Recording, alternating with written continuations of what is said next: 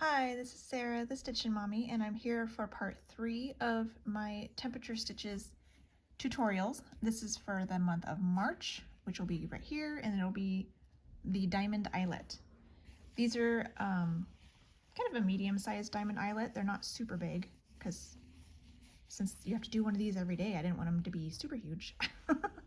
But I decided for the tutorial, I'm gonna start with day 3 and then also do day 7 because they're both next to each other right here. With an eyelet, you want to be able to pull with the very last leg in order to maintain the hole in the middle without your thread like covering it, which I'll show you at the end. You want to, if you're going to move to another location, you want to finish,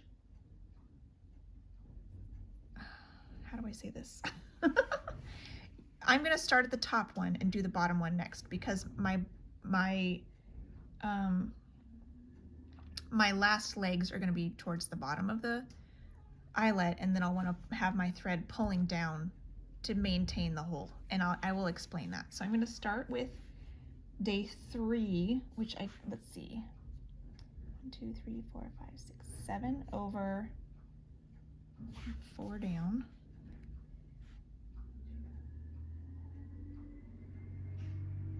One, 2, 3, 4. It's not right. 5, 6 because of the border. Okay, so I think this is right. 4, 5, 6. Let's double check it. 1, 2, 3, 4, 5, 6, and then it's 7 over from the edge. So 1, 2, 3, 4, 5, 6, 7. All right, I believe this is in the right spot.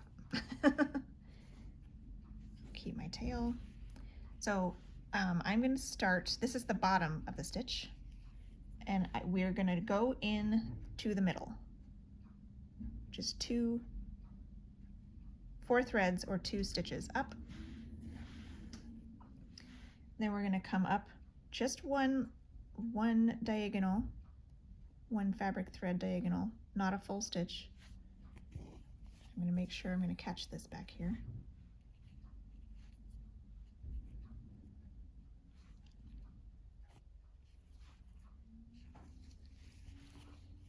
And then we're going to jump into the middle again. And at one specialty stitch instructions that I heard at one point, and we're going to go up one more diagonal here, said it's like you're jumping into a swimming pool when you're making an eyelet. You want to kind of tug a little bit with each leg.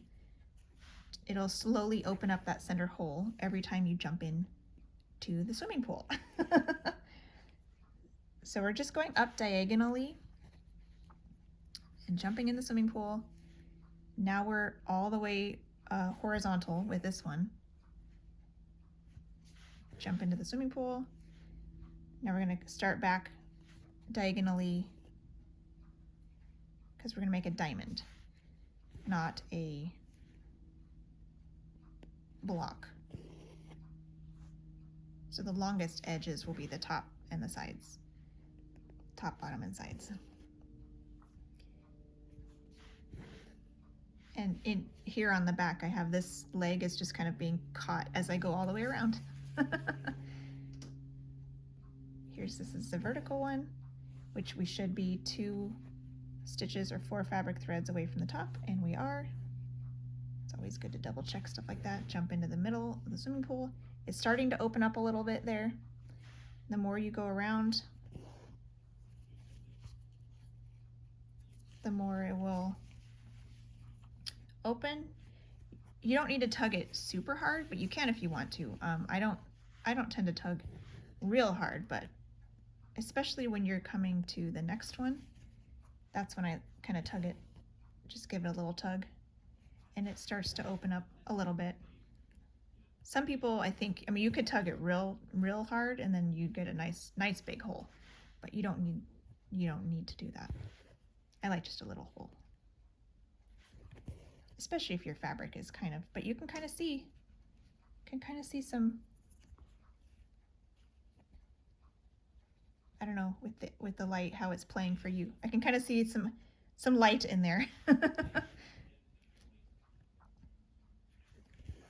Keep going around, jumping in the center into the swimming pool.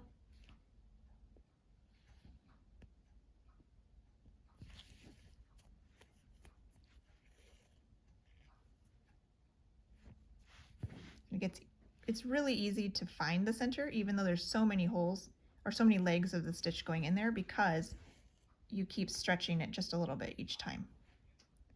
And that's the last leg. And like I was saying, we want the thread to come down now to maintain, or to maintain the hole. If I were to go up with my thread, I would cover the hole with that thread. Let's see if make sure I focus. I'd cover the hole with the thread. You wouldn't be able to see it. This leg is kind of heading up this direction now behind the hole, and it will kind of ruin the effect of the eyelet.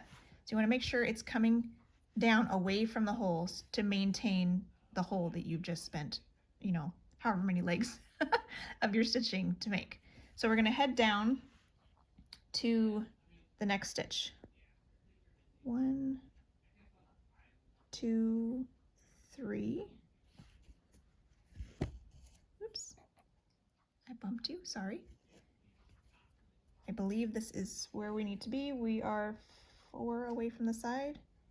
1, 2, 3, 4, yes. Okay, so we're going to go up and start our next diamond. 1 diamond per day, using the color that is assigned to you, assigned to that day, according to the symbol key that you chose. And again, just give it a little tug with each leg, and eventually you'll have a cute little hole in the middle. I have one other eyelet on here, is an octagonal eyelet in December, I believe. Because it was tricky coming up with different stitches for each month that could stand alone on their own, so they could be distinguished as a day. Some things are just like filling stitches. If you look in like a needlepoint encyclopedia or something, and they just kept going, covering a whole surface. It's like, well, that's not going to work.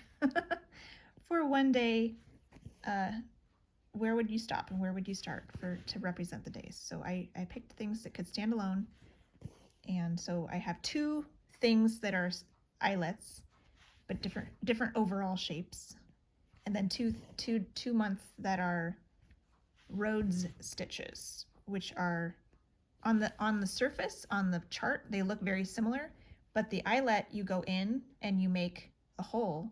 With a Rhodes, you go all the way across whatever shape you're making, so it ends up being raised up and kind of puffy in the middle, which is kind of fun. So they're definitely 2 different types of stitches. The first one of those might be the butterflies. No, the hearts for May. So I'll get to that.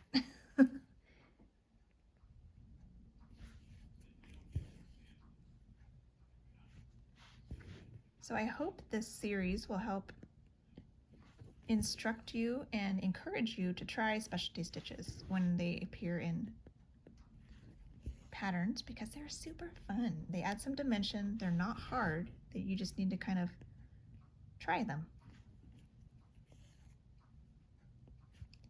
All right, and there's 2 diamond eyelets. I think I have one over here. I'm not sure with this color. If I stretch it that way, it might be okay. It's ideally going to be lower. So what I might do is I might anchor this down here to make sure the thread goes down. Of course it would not.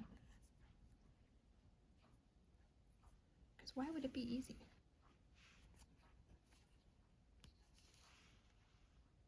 Before I kind of drag it over to start, I think it's day 4 is this color, which is over here. So, but there's some diamond eyelets for the month of March. And next I will be back for satin stitches, which are over here in April.